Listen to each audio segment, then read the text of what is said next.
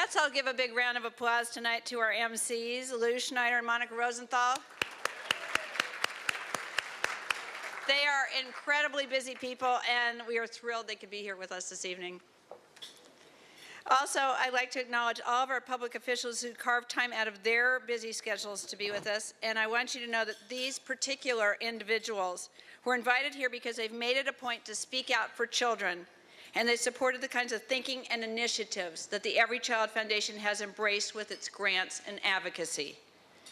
Thank you to Deputy Mayor Eileen Adams, please stand, of Los Angeles, County Supervisor Zev Yaroslavsky, City Comptroller Wendy Gruhl, and County Children's Commissioner Carol Biondi, who is an Everychild Advisory Board member and member. And shortly, Mayor Antonio Villagrosa will also be joining with us. What a joy it is to be here tonight to celebrate 10 years of serving the children of Los Angeles. Together we have accomplished so much that a decade ago it would have seemed like sheer fantasy. Almost $8 million in grants awarded because we keep our operating expenses to an absolute minimum with no rent, salaries, or fundraising event expenses.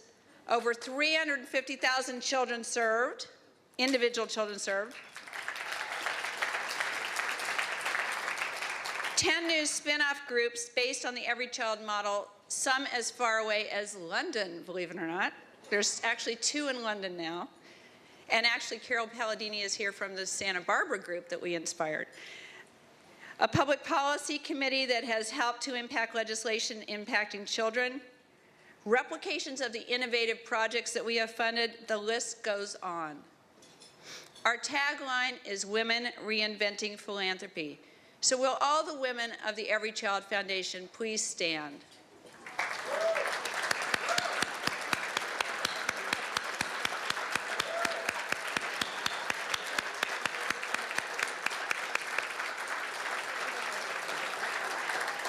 And now I'd like to give a round of applause to your family members who are here with you tonight, particularly many of the spouses who are here. I'd like all of you to stand, please.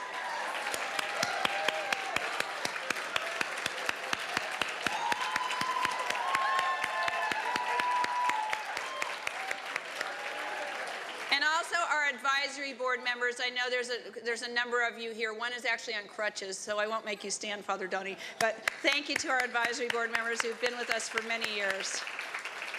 You've all encouraged and supported our extraordinary efforts, and we are very grateful to you for that. Yet while this evening is a time for us to celebrate, it's actually in a way troubling that we are here, because the very fact that Everychild Foundation exists acknowledges just how many critical unmet needs of children there are.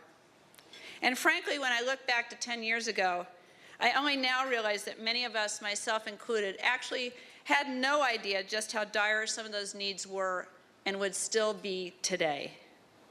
In fact, sometimes I think our city is a place of parallel universes, one in which many Angelinos live and take for granted access to certain essential services, and another in which basic needs go wanting. And one of the most striking realizations of these 2 universes came for me and our other members with our very first grant to Queen's Care. We learned that there are over 50,000 days of school lost each year in the Los Angeles Unified School District due to children staying home with dental pain because they've never seen a dentist and have no access to one. In addition, we found that there are many first graders who are in need of root canals because of their lack of dental care. And on top of this, the LAUSD loses prorated funding for each day there's an absent child. So think about the impact of that. And then we learned from our grant to the Wonder of Reading that there are neighborhoods with elementary schools with no libraries, or at best a very inadequate one, such as a janitor's closet filled with 40-year-old books that say, "One day when man lands on the moon." I'm not kidding. And then our grant to Hillsides in Pasadena taught us that there are children who age out of the foster care system, and it's not uncommon for them to arrive home on their 18th birthday to find the locks changed and a garbage bag on the doorstep with all their belongings. And most recently, with our grant to St. John's Well Child and Family Center, we discovered that in some parts of the city, up to 58% of children are being diagnosed with lead poisoning due to their dilapidated home interiors or their slum housing, leaving these kids with permanent brain damage resulting in reduced IQs and a lifelong propensity for violence. And these are just some of the projects that we funded. And learning about these problems facing children was shocking primarily because a good number of them do not receive adequate media attention. And why is that? Because children can't vote, and they are the sector of our society that's least able to advocate for itself, especially needy children who lack resources. Hence the perpetuation of the two parallel universes. But Everychild is helping, albeit bit by bit, to improve conditions for kids here in Los Angeles. Through our organization, members receive an in-depth education about children's most critical unmet needs and how to discover the best, most innovative, replicable solutions, thereby leveraging our dollars, our brains, our time, and very significantly, our empathy. Because interestingly, it's probably our empathy that first drew us to this organization. And it was hard for many of us who hadn't worked directly in the child welfare arena to know how best to channel it. But through our Everychild experience, while we are all still in the process of learning, we are clearly on the right path because now we can together boast a long list of tangible, measurable, concrete results. At this time, I'd like to acknowledge all of our outstanding grantees with whom we have partnered, who have taught us so much and have helped us to produce such profound results with our grants. Many of these truly exceptional leaders of these agencies are here tonight, and these individuals are some of LA's most unsung heroes, people who oversee some of the most innovative and creative children's projects, not just locally, but also nationally, and in some cases, even internationally. So can you all please rise, those of you who are here?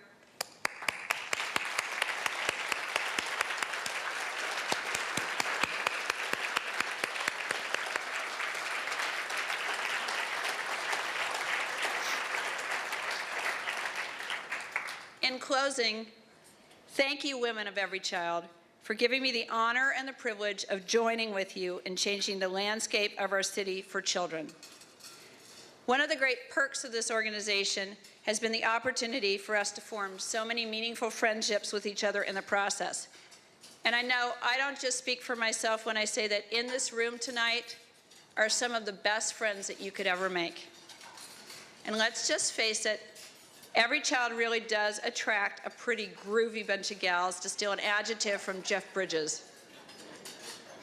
It's only because of your generosity and your ability to embrace a different method of philanthropy that we have achieved so much over our first decade together, and that will allow us to continue doing so into the next, furthering our dream that one day every child in Los Angeles will live in a single universe free of deprivation and suffering. Thank you, one and all.